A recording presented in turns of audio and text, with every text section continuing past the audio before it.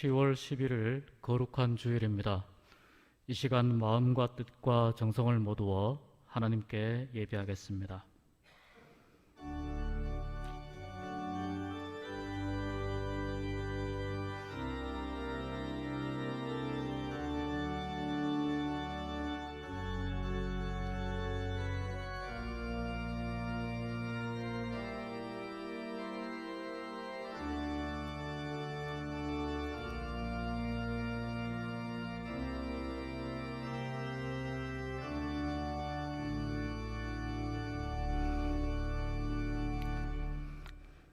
내가 주의 성전을 향하여 예배하며 주의 인자하심과 성실하심으로 말미암아 주의 이름에 감사하오리니 이는 주께서 주의 말씀을 주의 모든 이름보다 높게 하셨음이라. 내가 간구하는 날에 주께서 응답하시고 내 영혼에 힘을 주어 나를 강하게 하셨나이다. 아멘. 거룩하신 하나님 아버지, 이 시간 하나님 앞에 온 마음과 뜻과 정성을 모아 예배하오니 우리 예배 가운데 임하여 주셔서 하나님의 영광을 드러내시고 우리로 하여금 한없는 은혜를 누리게 하여 주시옵소서. 하나님과 깊이 친교하는 시간 되게 하여 주시옵시고 우리 모두 예배 가운데에서 성령으로 친교하는 은혜의 시간, 은혜의 예배 되게 하여 주시옵소서. 예수님 이름으로 기원하옵나이다. 아멘.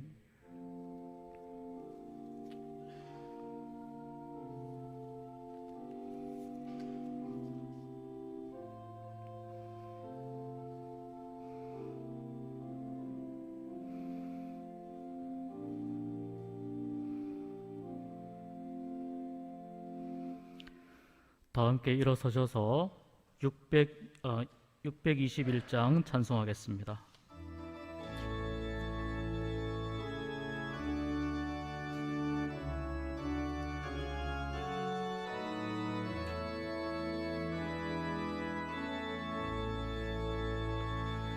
찬양하라 내 영혼아, 찬양하라 내 영혼아, 온 마음과 정성 다하여 주 찬양하라. 경배하라 내 영혼아, 경배하라 내 영혼아, 온 마음과 정성 다하여 주 경배하라.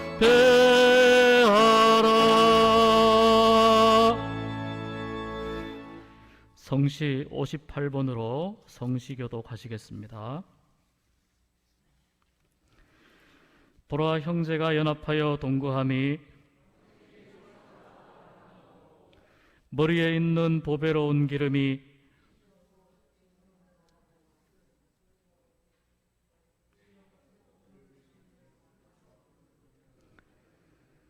헐몬의 이슬이 시온의 산들에 내림 같도다.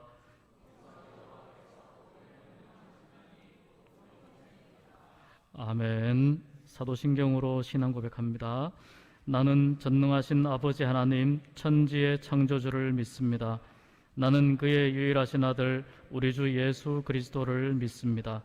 그는 성령으로 잉태되어 동정녀 마리아에게서 나시고 본디오 빌라도에게 고난을 받아 십자가에 못 박혀 죽으시고 장사된 지 사흘 만에 죽은 자 가운데서 다시 살아나셨으며 하늘에 오르시어 전능하신 아버지 하나님 우편에 앉아 계시다가 거기로부터 살아있는 자와 죽은 자를 심판하러 오십니다. 나는 성령을 믿으며 거룩한 공교회와 성도의 교제와 죄를 용서받는 것과 몸의 부활과 영생을 믿습니다. 아멘.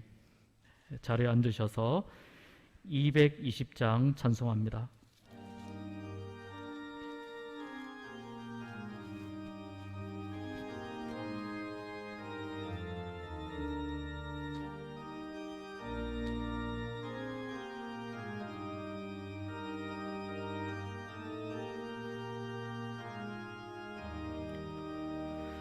사랑하는 주님 앞에 형제자매 한자리에 크신 은혜 생각하여 즐거운 찬송 부르네.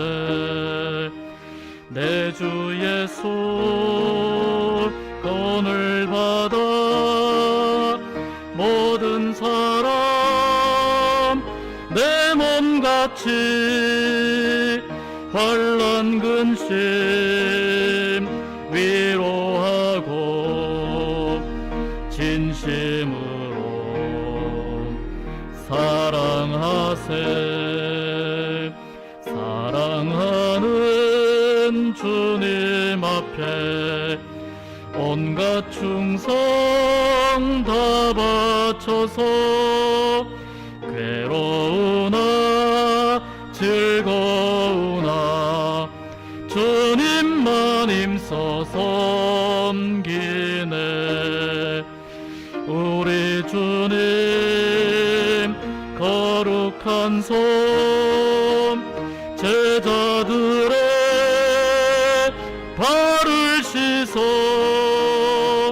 남 섬기는 종의 도를 몸소 행해 보이셨네. 사랑하는 주님 예수 같은 주로 섬기나니 한 피 받아 한 몸 이룬 형제여 친구들이여.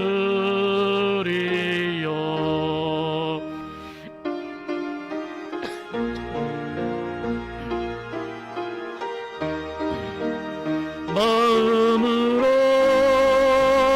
하나 되어 우리 주님 크신 뜻을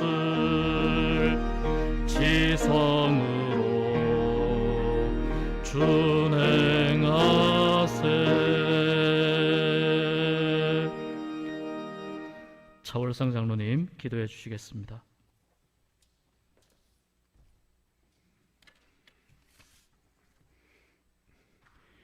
거룩하시고 은혜와 사랑이 무한하신 아버지 하나님, 하나님의 그 크신 사랑에 무한 감사를 드리옵나이다.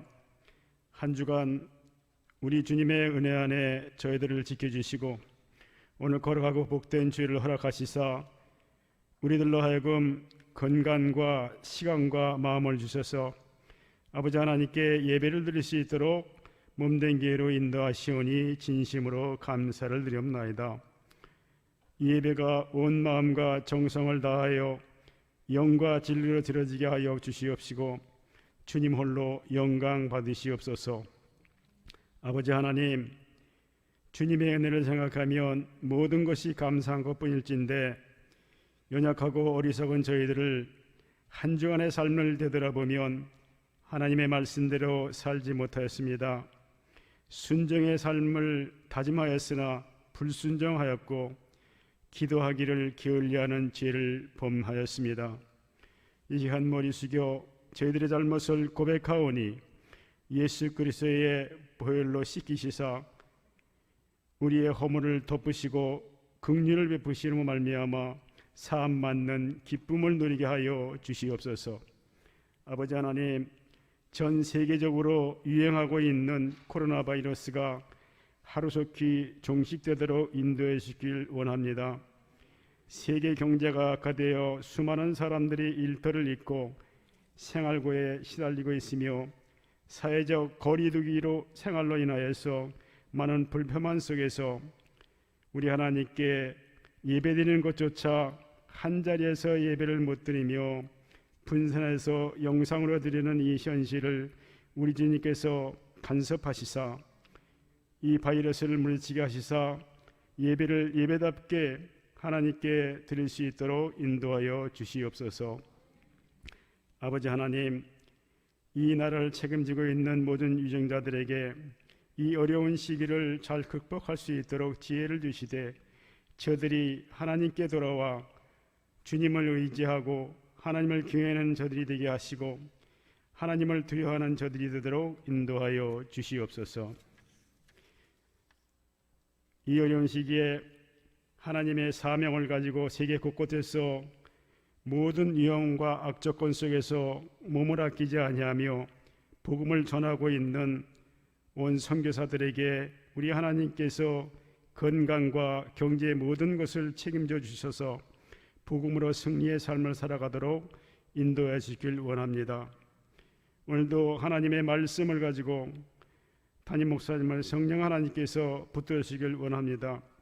담대하게 말씀을 증거하시게 하시사 말씀 속에서 저희들 주님을 만나 감사와 영광을 하나님께 돌려드리는 은혜의 시간이 되도록 은총을 베어 주시옵소서. 이 시간에도 하나님의 말씀을 갈망하며 몸된 교회를 나오고 싶어도 오지 못하는 환자들과 개인 사정으로 인하여서 예배에 참석하지 못한 성도들에게 우리 주님께서 친히 찾아가 주시사 같은 은혜로 채워주시고 모든 근심 걱정으로부터 해방이 되어 감사가 넘치는 은혜의 시간이 되도록 인도하여 주시옵소서. 이른 아침부터 몸을 아끼지 아니하며 최선을 다해 몸된 교회에 봉사하고 있는 모든 봉사자들과 찬양으로 하나님께 영광 돌리는 김준모, 김은정 집사님에게 하늘의 신령한 복과 땅의 기름진 복으로 충만히 채우시길 원하옵고 거룩하신 예수님 이름으로 기도하옵나이다.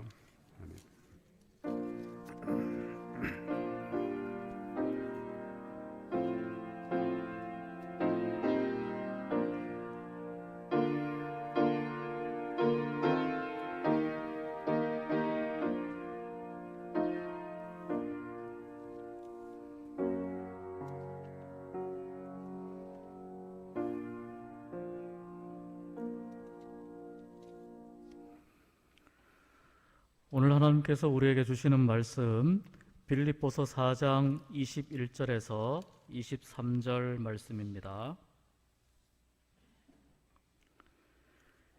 신약성경 빌립보서 4장 21절에서 23절 말씀, 우리 3절 말씀인데요, 함께 같이 읽겠습니다.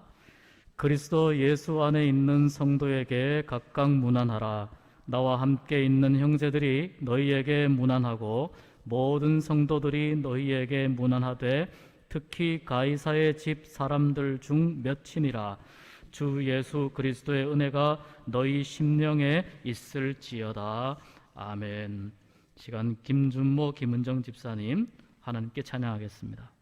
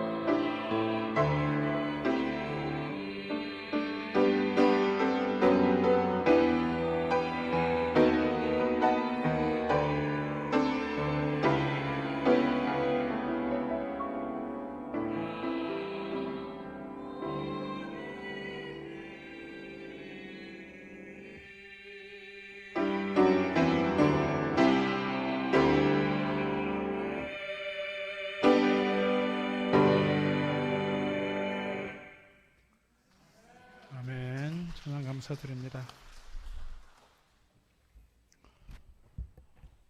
다음 주일은 찬양대가 설 수 있지 않을까 기대해 봅니다. 오늘 오후 3시에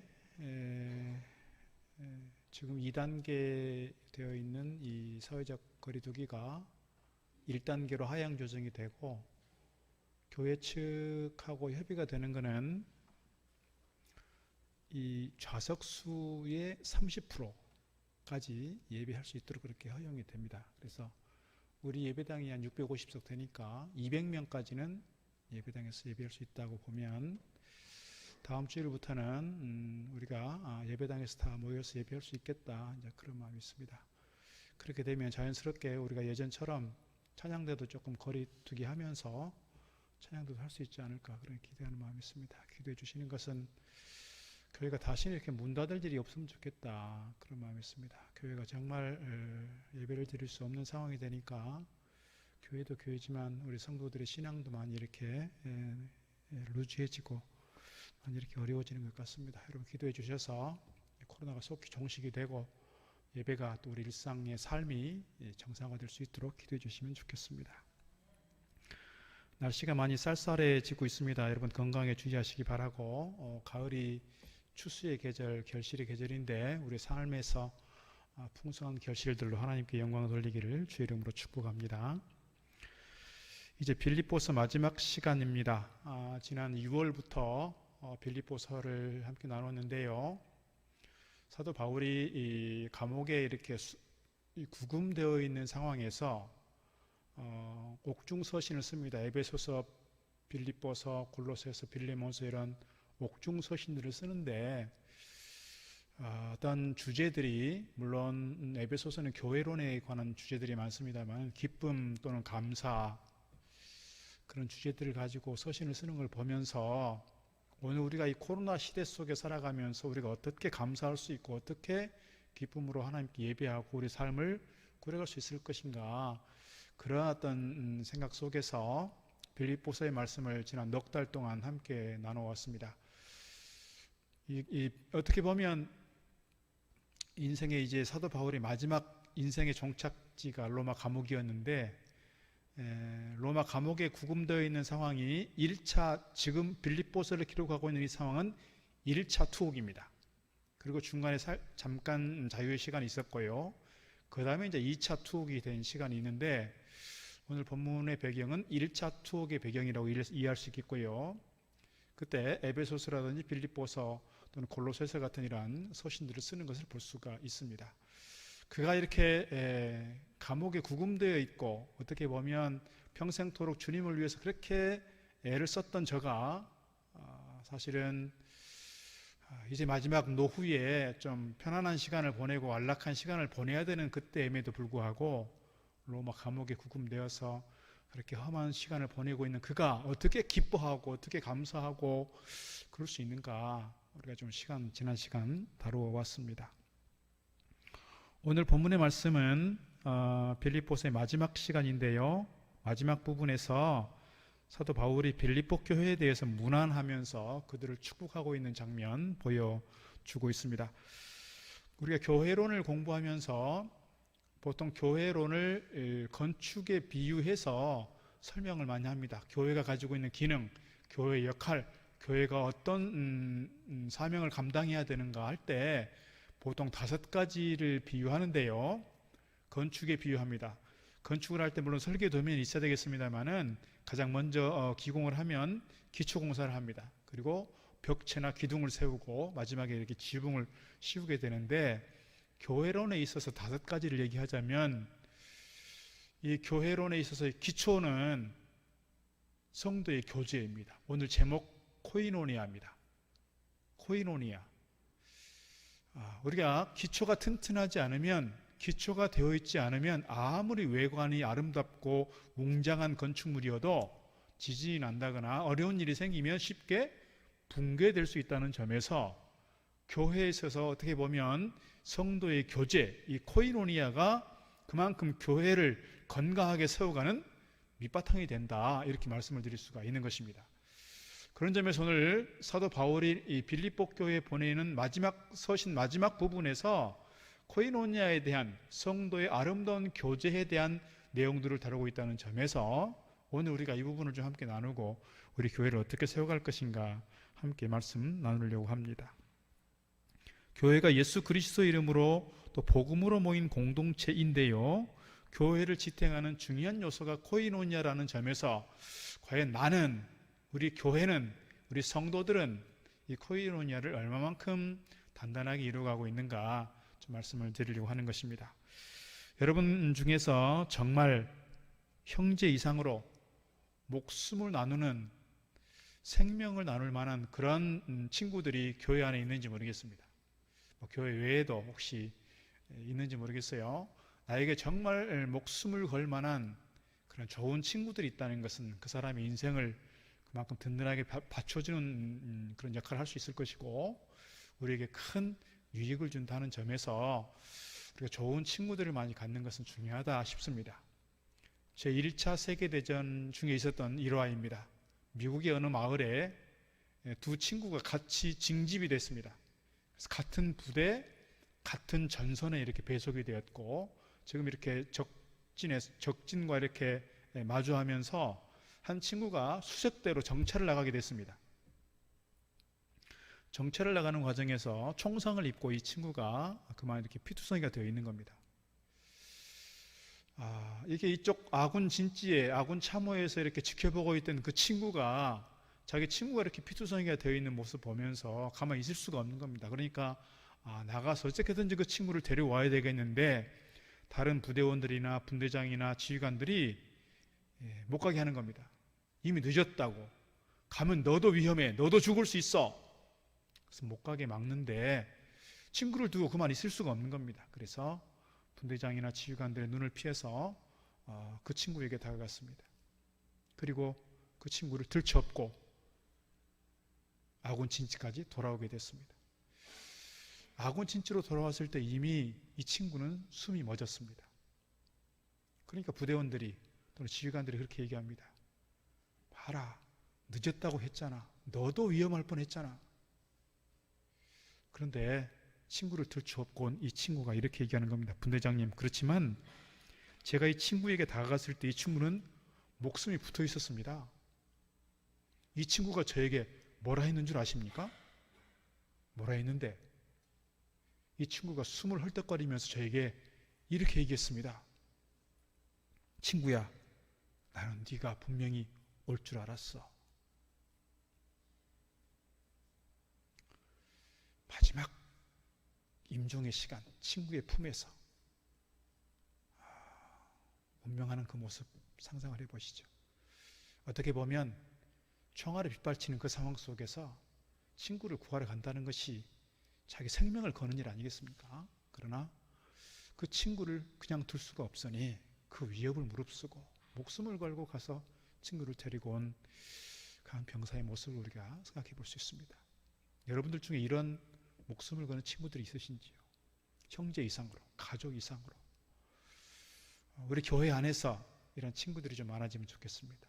뿐만 아니라 우리 교회 안에서만이 아니라 세상 살아가면서 이런 우리에게 유익을 주는, 함께 힘을 나눌 수 있는 친구들이 있으면 좋겠다 싶고, 나는 친구가 없는데요 하는 분 계시다면 외로워하지 마시기 바랍니다. 주님께서 우리를 향해서 친구라 그러셨습니다. 주님께서 우리에게 친구라 하셨으니 우리의 정말 참 친구 되신, 요즘 젊은 아이들 말로 찐 친구 되시는 주님을 기억하면서 주님의 손 잡고 주님의 손 의지하여 믿음으로 잘 달려가는 저와 여러분 되기를 주의 이름으로 축복합니다. 오늘 본문에서 사도 바울은 교회 공동체가 정말 코이노니아, 성도의 거룩하고 아름다운 교제가 일어나기 위해서 세 가지 필요한 게 있다는 것을 우리에게 가르쳐 주는 것 같습니다. 첫 번째 드리고 싶은 말씀은 각각 서로 무난하라 하는 것입니다. 각각 서로 무난하라. 오늘 21절 말씀에서 이렇게 기록하고 있습니다. 그리스도 예수 안에 있는 성도에게 각각 무난하라. 나와 함께 있는 형제들이 너희에게 무난하고 그랬습니다. 22절 말씀에서도 너희 모든 성도들이 너희에게 무난하되 그랬습니다. 문안이라고 하는 단어가 3번 반복되고 있습니다. 물론 빌립보 교회의 감독들이나 지도자들이 빌립보 교회 성도들에 대해서 문안하고 돌아보고 우리로 말하면 신방 같은 걸 잘 하도록 그렇게 권면하는 말씀일 것입니다. 그러나 오늘 말씀 보게 되면 성도에게 각각 문안하라 그랬습니다. 그러니까 우리 성도들이 서로에 대해서 각각 문안할 필요가 있다는 거예요. 여기서 문안한다라고 하는 것은 안부를 물으며 인사한다는 것입니다. 인사한다는 것. 우리말에 말 한마디가 천냥빚을 갚는다 그랬습니다. 그런데 이런 말도 있습니다. 인사만 잘해도 먹고는 산다 그랬습니다. 인사만 잘해도.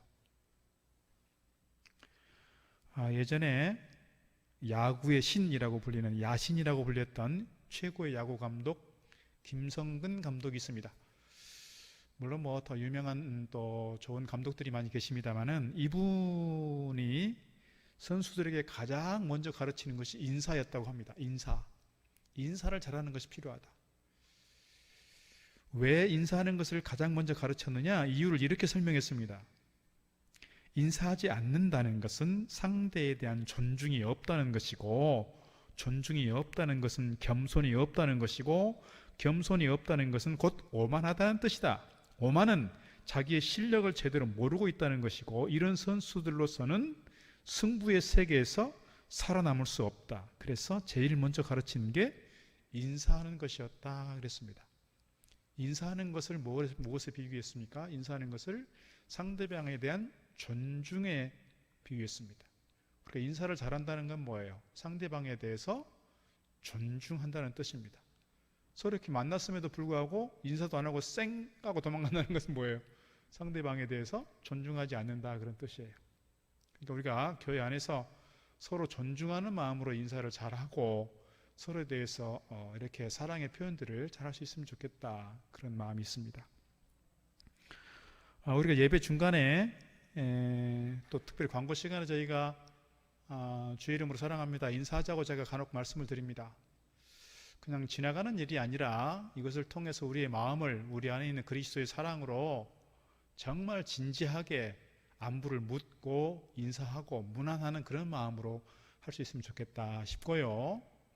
우리 교회 안에서만이 아니라 우리 교회 공동체가 이제 대그룹이 되니까 사실 모든 사람들이 서로를 다 할 수는 없어요. 이럴 때는 뭐가 중요하냐면 소그룹이 중요합니다. 구역이라든지 남선교회나 예전도회라든지 어떤 봉사 찬양대라든지 교사라든지 이런 봉사 그룹들이 중요합니다. 이런 봉사 그룹들이 함께 만났을 때 잠깐 찬양하고 끝나고 가는 것이 아니라 어떤 일이 생겼는지 또는 결석하게 되면 어떤 일 때문에 못 나오게 되었는지를 돌아보고 문안하고 하는 게 필요하다는 거예요. 구역장만 구역 식구들에게 전화를 하는 것이 아니라 구역 식구들이 서로가 돌보고 문안하는 것이 필요하다는 거예요. 이게 각각 서로 문안하는 일입니다. 교역자들이 구역장들이 물론 신방하는 것이지만 기본적인 원칙이겠습니다만은 우리가 교회 어떤 사람들만 특정한 사람들만 신방하는 것이 아니라 서로가 서로에 대해서 문안하고 돌아보고 신방하는 것이 우리에게 필요하다는 것입니다. 이것이 교회 공동체를 건강하게 세워가는 중요한 밑거름이다 이렇게 말씀드릴 수가 있습니다. 오늘 바울은 빌립보 교회 성도들이 각각 서로에게 문안하라고 권하면서 21절 하반절에 이렇게 말합니다. 나와 함께 있는 형제들이 너희에게 문안하고 그랬습니다. 나와 함께 있는 형제들이 누굴까요? 앞서 말씀드린 것처럼 사도 바울이 지금 1차 투옥되어 있는 상황하고 그리고 2차 투옥되어 있는 상황은 좀 많이 다른 것 같습니다. 디모데 후서가 사도 바울이 가장 마지막 기록한 서신인데 디모데 후서를 보면 지금은 의사 누가만 나와 함께 있다. 그러니 내가 디모데 너를 보고 싶은데 속히 와라. 겨울이 오기 전에 올 때는 가죽에 쓴 성경책과 외투를 좀 가져와라. 이렇게 합니다. 지금은 누구만 있다고요? 누가만 있다고요. 그런데 오늘 본문의 배경은 1차 투옥된 배경이기 때문에 1차 투옥될 때는 꽤 여러 명의 동역자들이 지금 사도 바울을 돕고 있었고 동역하고 있었습니다. 예를 들자면 에바브로디도가 있었습니다. 그리고 디모데가 있었고요. 두기고라든지 의사 누가라든지 아리스다고라든지 오네시모라든지 또는 마가복음을 기록한 마가가 함께 있었을 것이라고 이렇게 추측합니다. 이 사람들은 어떤 사람들이었습니까? 사도 바울을 위해서 복음 안에서 형제된 사람들이라 그랬어요. 그런데 이 사람들의 신분을 보면 감히 만나기 어려운 사람들이에요. 어떤 사람은 노예가 있습니다. 어떤 사람은 의사도 있습니다. 어떤 사람은 꽤 잘 나가는 사람도 있습니다. 신분상으로 보면 가까이 할 수 없는 사람들이지만 오늘 사도 바울은 그들을 뭐라고 말하냐면 한 형제라고 말하는 겁니다. 형제. 어떤 특정한 교회를 가보면 우리는 주로 교회 모이면 장로님, 권사님, 집사님 뭐 이렇게 다 이렇게 그분의 직분을 가지고 부릅니다만은 특정한 교회를 가보면 남자들은 다 형제님 하고 부릅니다. 여자분들은 다 자매님 하고 부릅니다. 그분이 사회적인 어떤 지위를 가지고 있건 교회 안에서 어떤 직분을 가지고 있건 우리들은 다 주 안에서 똑같은 형제들이라 또는 똑같은 자매들이라 하는 그런 의미로서 어떤 선입견을 가지고 그들에 대해 대하는 것이 아니라 똑같이 자매님, 똑같이 형제님 이렇게 부르는 겁니다. 어떤 신분의 차이가 있지만 여러 가지 삶의 다양한 배경들이 있지만 그러나 그럼에도 불구하고 우리는 주 안에서 한 형제요, 주 안에서 한 자매라고 하는 그런 마음을 가지고 서로를 돌아보고 같은 마음을 가지고 위하고 축복해 준다는 거예요. 이것이 좋은 공동체의 모습일 것이라고 생각합니다. 우리 교회는 이미 전통적으로 교회가 목사님, 장로님, 집사님 다 이렇게 불러왔기 때문에 사실 어렵긴 합니다. 그러나 우리 아버지 학교, 어머니 학교를 하면서 그런 경험들이 사실 있어요. 이것이 얼마나 우리 공동체를 따뜻하게 하고 우리 공동체를 하나 되게 하는 데 있어서 중요한 일인지 모르겠습니다. 목사님 부르지 않고 형제님이라고 부르는 것이, 장로님이라고 부르지 않고 형제님이라고 부르는 것이 사실 우리의 문화에서 쉽지 않는 일이지만 서로가 직분의 옷을 벗고 신분의 옷을 벗고 똑같이 형제요 자매로 대할 때 우리 공동체는 차별이 없이 똑같은 마음 가지고 사랑하고 교제하고 나눌 수 있는 공동체가 되어지는 줄 믿습니다. 초대교회 때는 외적으로 무서운 핍박이 있었습니다. 그러나 그들 안에는 놀라운 교제가 있었다는 것을 우리가 알고 있습니다. 지금처럼 교회의 어떤 건물이나 어떤 성직 제도나 어떤 시스템이 너무너무 허술했지만 그러나 복음 안에서 하나 됐던 저들이 외적으로 많은 핍박을 당할 때 그들은 카타콤으로 들어갔습니다. 그곳에서 참 쉽지 않은 삶을 살았지만 그 카타콤의 벽에 이런 글이 있었다고 합니다. 우리가 가진 것은 없습니다. 우리는 고통에 시달리고 있습니다. 그러나 우리는 이곳을 떠나지 않을 것입니다. 왜냐하면 우리에겐 사랑할 사람들이 있기 때문입니다. 우리가 카타콤처럼 그렇게 박해받는 공동체는 아니지만 우리 공동체 안에 내가 이 교회를 떠날 수 없는 것은 이 교회 안에서 내가 사랑할 사람들이 있기 때문입니다. 서로에 대해서 그런 마음을 가지고 함께 예배하고 함께 사랑을 나누고 교제하는 우리 귀한 공동체 되기를 주의 이름으로 부탁드리겠습니다. 두 번째로 우리에게 가르쳐 주시는 것은 서로에게 복음의 열매로 기쁨이 되라는 거예요. 복음의 열매로 기쁨이 되라. 오늘 22절 말씀 보니까 이렇게 되어 있습니다. 모든 성도들이 너희에게 문안하되 특히 가이사의 집 사람들 중 몇이니라 그랬어요. 어떻게 보면 금방 지나갈 수 있는 그런 성경 구절이지만 가이사의 집이라고 보았을 때 중요한 의미가 있다 이렇게 생각합니다. 그때 당시에 로마의 황제가 누구였냐면 네로 황제였습니다. 네로 황제. 사진 한번 보여줄까요? 이 네로 황제인데요. 네로 황제는 가장 기독교에 대해서 박해와 핍박을 많이 했던, 특히 64년 같은 경우에 로마에 큰 화재가 일어나면서 그 화재의 원인과 주범을 기독교인들로 이렇게 지목하면서 수많은 그리스도인들이 잡혀가고 수많은 그리스도인들이 화형을 당하고 십자가형을 당하고 그렇게 고통 속에 순교를 당했습니다. 이런 어목했던 시절에 그 집안, 가이사는 뭐냐면 우리가 보통 그 영화에 볼 때 시저 하잖아요. 시저가 가이사인데 우리로 말하면 대통령 아니면 옛날로 말하면 뭐 왕 이런 거예요. 그러니까 우리가 창세기 같은 데를 보면은 바로가 나오잖아요. 바로가 어떤 사람의 이름이 아니라 우리로 말하면 왕 이런 뜻이란 말입니다. 그러니까 그런 것처럼 로마 시대에는 가이사 하면 황제를 상징하는 것이고요. 그 황제의 집 중에서 몇 명이 어떻게 했다고요? 예수를 믿게 됐다는 거예요. 그렇게 박해가 심했던 그 상황 속에서 가이사의 집 황족들 중에, 귀족들 중에 예수 믿는 사람들이 생겨났다는 거예요. 이게 쉽지 않는 일이 아니겠습니까?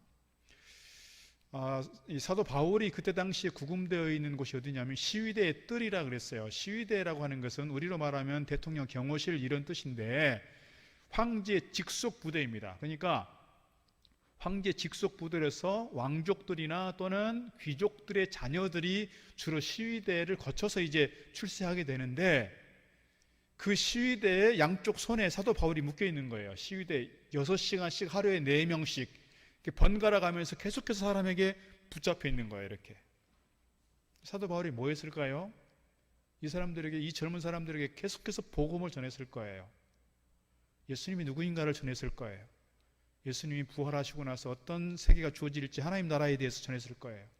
그러면서 이 사람들이 자연스럽게 복음을 접하게 되었고 이 사람들을 중심으로 해서 그의 가족들이 예수 믿게 된 거예요. 그래서 로마 교회 안에는 어떻게 보면 이 사람들도 그 사람들의 감시를 피해서 이렇게 숨어서 예배드렸을지 모르겠지만 그들 가운데 예수 믿는 사람들이 생겨났다는 거예요. 얼마나 이것이 크고 기쁜 일이겠냐는 거예요. 사도 바울에게만 기쁨이 아니라 누구에게도요. 오늘 빌립보서를 쓰고 있는데 그 빌립보 교회도 이 왕족들 중에서, 귀족들 중에서도 예수 믿는 사람들이 있다는 것을 들었을 때 저 사람들에게 얼마나 기쁨이 되었겠느냐는 거예요. 누가복음 15장에 보면 3가지 비유가 나옵니다. 특별히 탕자의 비유를 보게 되면 탕자의 비유에서 아버지가 하나님으로 비유되고 있는데요. 3가지 공통적인 특징이 뭐냐면 잃어버린 것을 되찾았을 때의 기쁨을 얘기하는 거예요. 잃어버렸다 생각했던 그 탕자가 돌아왔을 때 아버지가 얼마나 그 자식 때문에 기뻐했는 모습을 보면서 하나님께서 가장 기뻐하시는 것은 잃어버린 영혼이 돌아왔을 때 이거잖아요. 어떻게 보면 오늘 우리 시대에 복음을 전한다는 것이, 전도한다는 것이 참 어려운 시대가 됐습니다. 특별히 코로나 시대가 되면서 이 교회가 얼마나 주목이 되었고 얼마나 사회적으로 이미지가 이렇게 추락이 되었는지 기독교가 참 이것이 극복해야 될 중요한 과제 중에 하나가 됐습니다. 어떤 분은 친구에게 교회 가자고 얘기했다가 면박을 당하고 아주 험한 말을 들었다는 얘기를 들었습니다. 그래서 교회 가자는 얘기 하기가 참 어려운 시대가 됐어요. 그러나 그럼에도 불구하고 우리 끝까지 놓치지 말아야 될 중요한 우리에게 있어서의 사명이 있고 주제가 있다면 곧 복음을 전하는 것입니다. 왜냐하면 이것이 하나님께서 가장 기뻐하시는 일이고 하나님께서 가장 중요하게 여기는 일이기 때문에 그렇습니다. 오늘 우리가 교회 안에서 코이노니아를 이루어가고 교회 안에서 아름다운 성도의 교제를 이루어갈 때 이것이 지금 이미 나와 있는 우리끼리 교제하고 우리끼리 사랑을 나누고 우리끼리 문안하고 이것을 차원을 넘어서서 우리에게 새로운 생명들이 추가될 때, 새로운 생명들이 얻어질 때 우리도 기뻐하지만 누가 기뻐하신다고요? 하나님께서 가장 기뻐하시는 일이라 그 말입니다. 복음을 전하고 전도하기 어려운 시대이지만 우리가 그럼에도 불구하고 우리의 삶을 통해서 우리가 만나는 한 사람 한 사람에게 복음을 전하고 그들에게 새로운 생명의 역사를 이루어갈 때 우리 하나님께서 기뻐하시는 우리 교회 공동체 되어지는 줄 믿습니다. 3번째로 드리고 싶은 말씀은 서로를 축복하라는 것입니다. 오늘 23절에서 이렇게 기록하고 있습니다. 주 예수 그리스도의 은혜가 너희 심령에 있을지어다.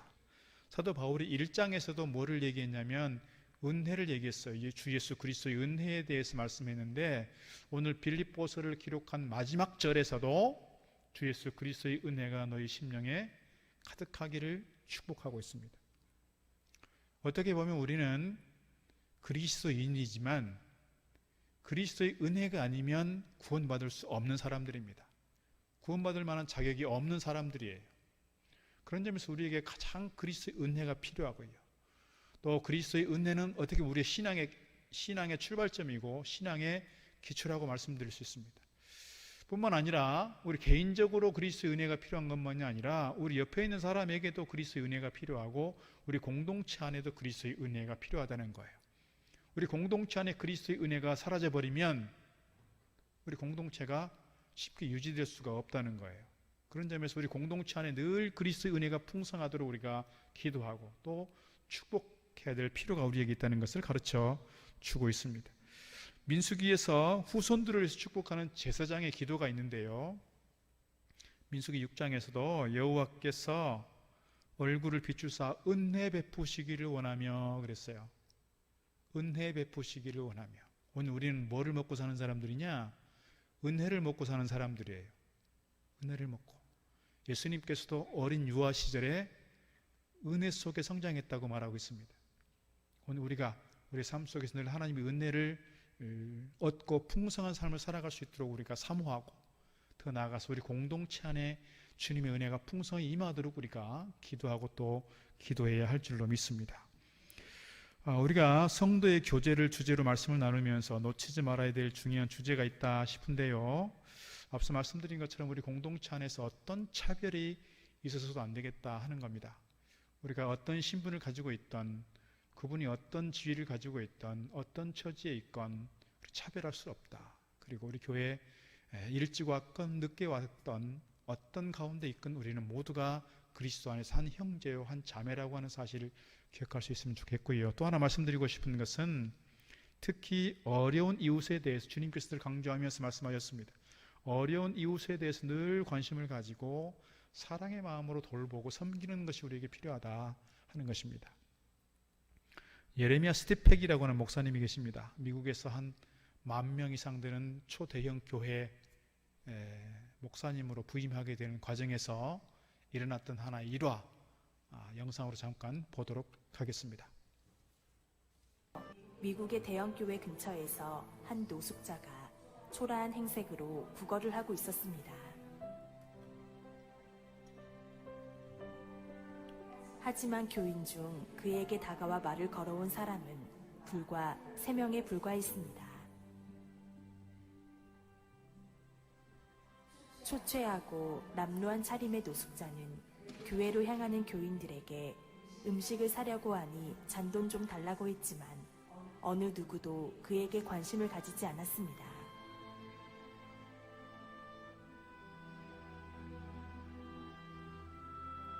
예배 시간이 되어 노숙자는 성전 맨 앞자리에 앉으려 하였으나 예배 위원들에게 끌려 나오고 말았습니다.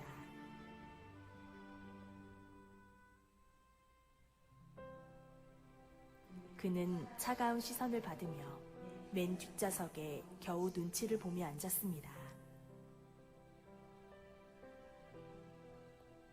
예배가 시작되고 찬양이 뜨겁게 시작되었습니다. 연이어 참회의 기도가 이어졌습니다.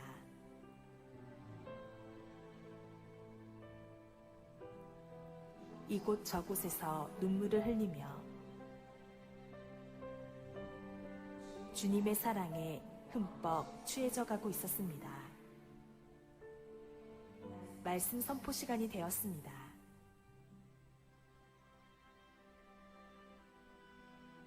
오늘 새로 우리 교회에 부임하신 예레미야 스티펙 목사님을 소개합니다. 앞으로 나와주시죠.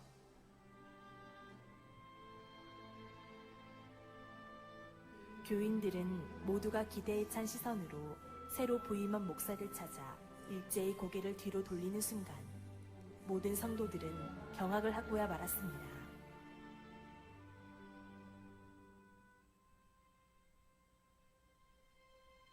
맨 뒷자리에 앉아있던 노숙자가 강단을 향하여 뚜벅뚜벅 걸어 나오는 것이 아닌가.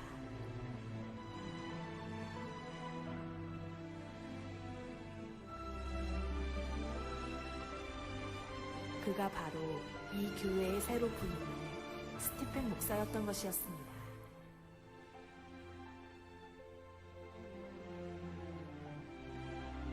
그는 노숙인 차림 그대로 강단에 올라갔고 곧장 마태복음 25장 35절부터 40절까지를 읽어내려갔습니다. 너희는 내가 줄일 때에 내게 먹을 것을 주었고 목마를 때에 마실 것을 주었으며 나그네로 있을 때에 영접하였고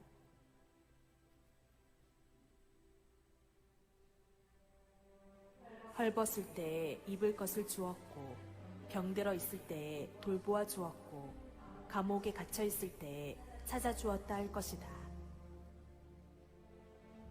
그때의 의인들은 그에게 대답하기를 주님, 우리가 언제 주님께서 줄이신 것을 보고 잡수실 것을 드리고 목마르신 것을 보고 마실 것을 드리고 나그네 되신 것을 보고 영접하고 헐벗으신 것을 보고 입을 것을 드리고 언제 병드시거나 감옥에 갇히신 것을 보고 찾아갔습니까? 하고 말할 것이다. 임금이 그들에게 말하기를 내가 진정으로 너희에게 말한다. 너희가 여기 내 형제 자매 가운데 지극히 보잘것없는 사람 하나에게 한 것이 곧 내게 한 것이다 할 것이다.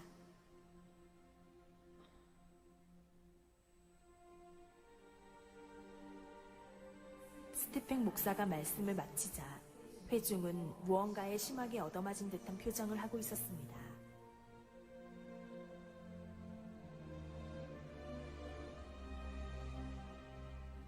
교인들 중엔 흐느끼는 소리가 여기저기에서 들리고 놀라운 회개의 역사가 일어나고 있었습니다.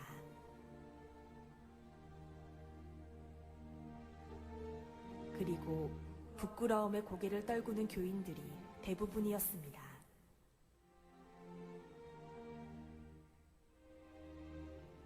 스티펜 목사는 이날 오전 조용한 목소리로 오늘 아침 교인들이 모이는 것을 보았습니다. 하지만 예수 그리스도의 교회는 아니었습니다. 세상에는 교인들은 많으나 제자는 부족합니다. 여러분들은 예수님의 제자입니까? 라는 말을 남겼습니다.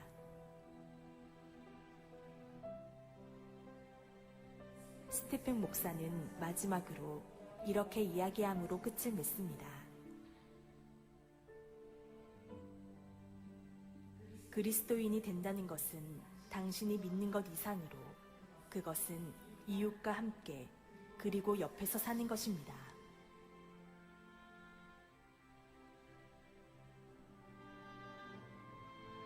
그리스도를 믿는다는 것은 사랑을 실천하는 것입니다.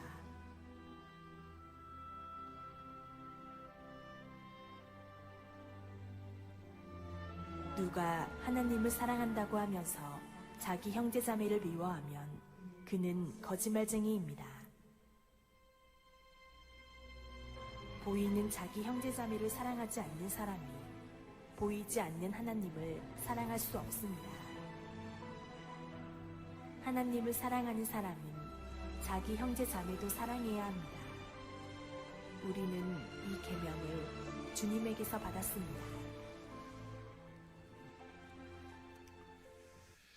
저도 한 10년쯤 전에 미국의 대형교회 여름 휴가 때 근처에서 한 노숙자가 서울역에 노숙을 초라한 한 경험이 행색으로 있습니다. 구걸을 하고 있었습니다. 저도 그 경험을 하면서 느낀 바가 많습니다. 하지만 교인 중 그에게 다가와 말을 걸어온 정말, 사람은 다들 불과 사연이 3명에 있고 분들이 불과했습니다. 그런 것 같습니다. 우리 주변에 노숙인들이 많이 초췌하고 아니라 정말 사회적으로 어려움을 겪는 많은 분들이 있고 아파하는 분들이 있는데 이런 분들에 대해서 우리가 외면하고 우리끼리 잘 지내자. 하나님께서 기뻐하시는 공동체는 아닐 것이라고 생각합니다.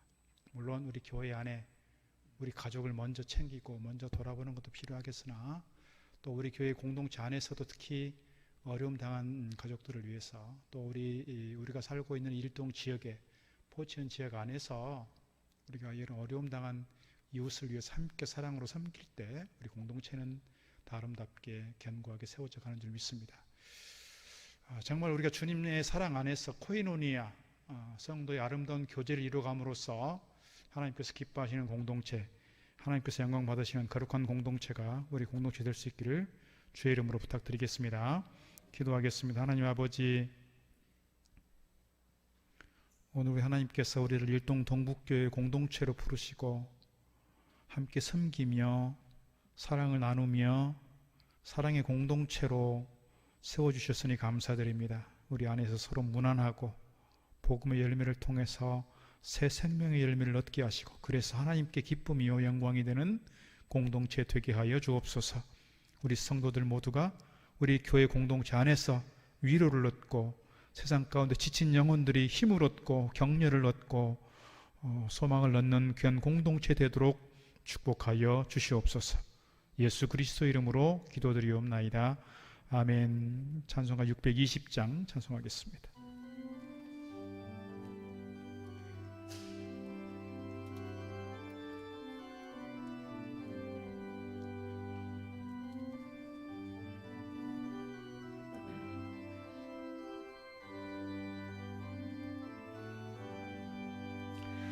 여기에 모인 우리 주의 은총 받은 자여라.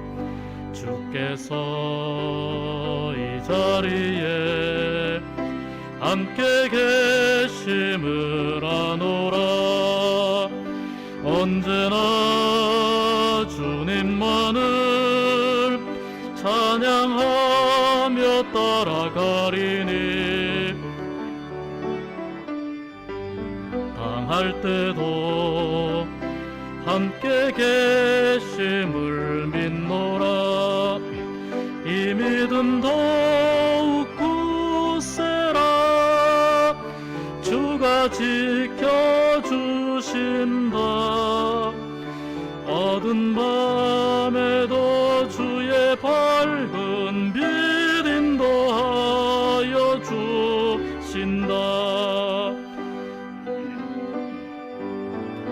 뜻하신 일 헤아리기 어렵더라도 언제나 주 뜻 안에 내가 있음을 아노라.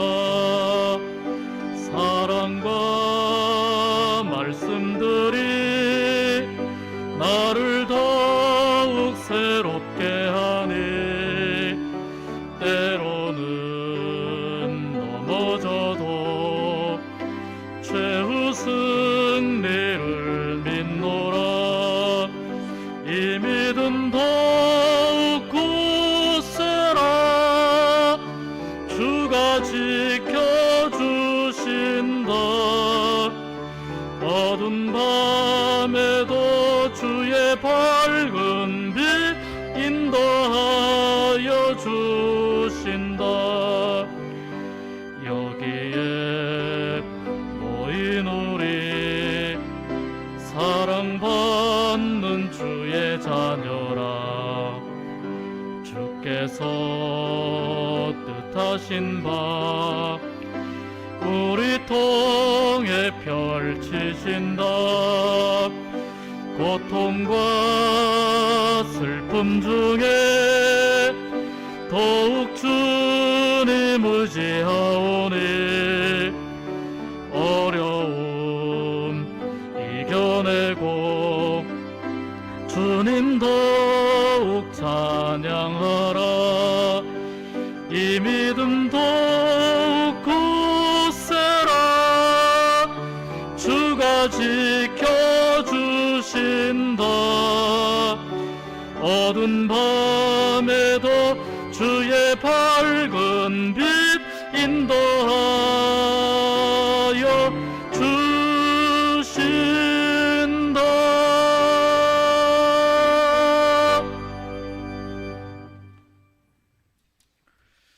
만복의 근원 되신 우리 아버지 하나님, 오늘 거룩한 주의 날에 주 앞에 나올 때에 우리 마음과 정성과 힘을 다하여 주님 앞에 예물을 준비하고 올려드릴 수 있도록 인도하시니 감사합니다.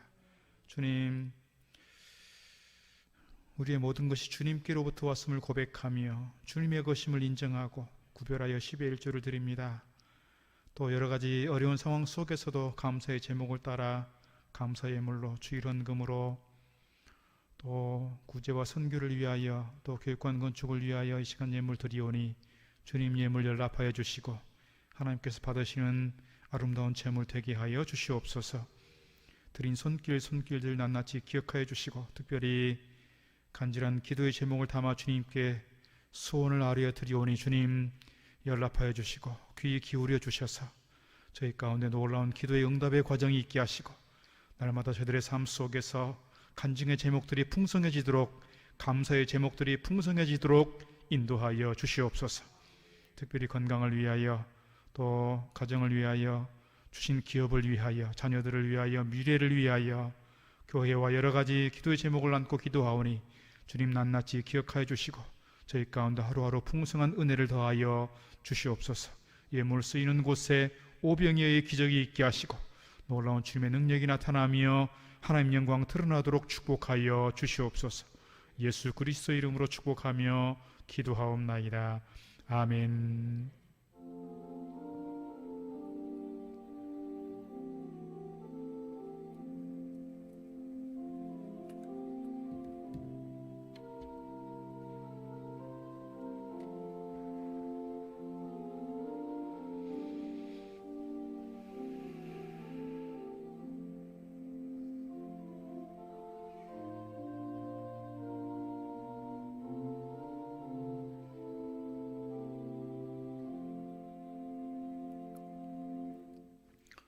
광고 말씀드리겠습니다. 아까 말씀드렸지만 오늘 오후 3시에 정부에서 발표가 있을 것입니다. 그러면 사실 어제쯤 발표를 하고 오늘부터 이렇게 예배 인원이 좀 확보가 되면 좋은데 그런 부분에서 늘 아쉬움이 있는 것 같습니다. 꼭 주일을 지나고 나서 이렇게 발표를 합니다. 내일 0시부터는 그래서 예배 좌석수의 30% 이렇게 예배할 수 있게 됩니다. 그래서 우리가 수요 예배나 주일 예배 인원에 크게 구애받지 않고 예배할 수 있게 된 것 같습니다. 감사드리고요. 기도해 주실 것은 다시는 교회가 이렇게 문을 닫는 일이 없으면 좋겠다, 그런 마음이 있습니다. 주일 예배와 수요 예배가 지금 온라인 예배와 현장 예배로 병행되고 있습니다. 지금 이 시간 예배도 이렇게 생중계로 유튜브를 통해서 진행이 되고 있습니다. 굳이 이렇게 교회에 나오시기 어려운 분들은 이렇게 온라인으로도 꼭 함께 예배에 참여해 주시기를 부탁을 드리겠습니다.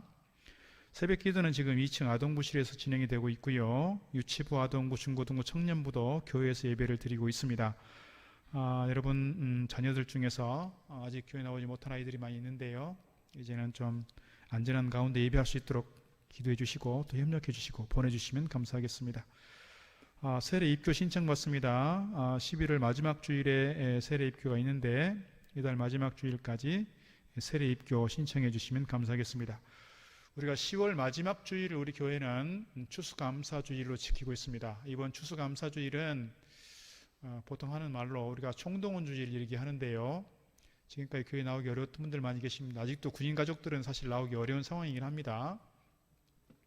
그러나 우리가 이제 교회 나오실 수 있는 분들이라면 추수감사제를 통해서 우리가 함께 다 모여서 예배할 수 있으면 좋겠다, 그런 마음이 있습니다. 그래서 각 구역별로 또는 기관별로 잘 챙겨주셔서 추수감사주일은 전체 교인들이 함께 모여 예배할 수 있도록 그렇게 힘써 주시기를 부탁을 드리겠습니다. 추수감사주일을 앞두고 한 주간 특별 새벽 기도회를 하는데요. 10월 19일부터 24일 토요일까지 예배당에서 진행이 되겠습니다. 물론 유튜브로 생중계로 이렇게 예배가 새벽 기도회가 진행이 될 것입니다. 이번에는 각 기관별로 헌신 예배를 드리는 기관별로 예배 인도와 기도가 이렇게 정해지게 되겠습니다. 그래서 기관별로 좀 조정하셔서 사무실로 담당자들을 정해주시면 좋겠고요. 대신 찬양은 하지 않도록 그렇게 하겠습니다. 찬양은 하지 않지만 기관이 담당하는 날이라고 생각하시고 각 기관별로 좀 이렇게 다 나오셔서 함께 예배할 수 있으면 좋겠다, 그런 마음이 있습니다. 주일 광고 아래 보시면 기도 제목 몇 가지 나와 있는데요. 기도 제목 보시고서 기도하실 때마다 같은 마음으로 기도해 주시면 감사하겠습니다. 아직 우리가 내일부터 예배 인원에 대해서 우리가 얘기하지만 교회에서 식사하는 것이 그리고 아직 소모임 갖는 것이 어려운 상황입니다. 그래서 아직 주일 오후 찬양 예배 또 금요 기도회 구역 예배 잘 못하고 있습니다만은 또 모일 수 있는 예배라도 우리가 최선을 다해서 모여주시고 함께 예배할 수 있으면 좋겠다 그런 마음이 있습니다. 우리 앞뒤 좌우 보시면서 인사하겠습니다. 주의 이름으로 사랑합니다. 축복합니다. 인사하겠습니다. 우리 다 함께 일어서셔서 54장 부르겠습니다.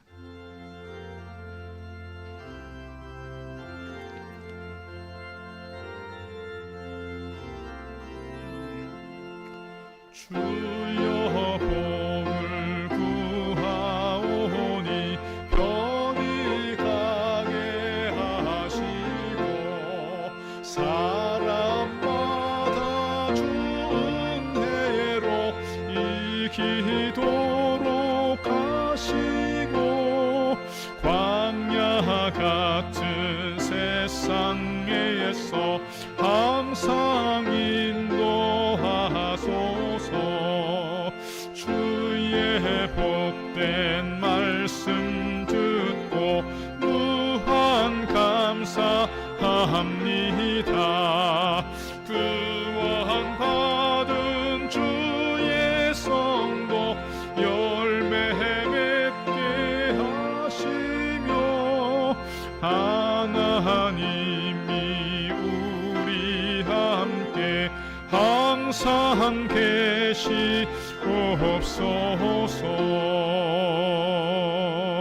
아멘.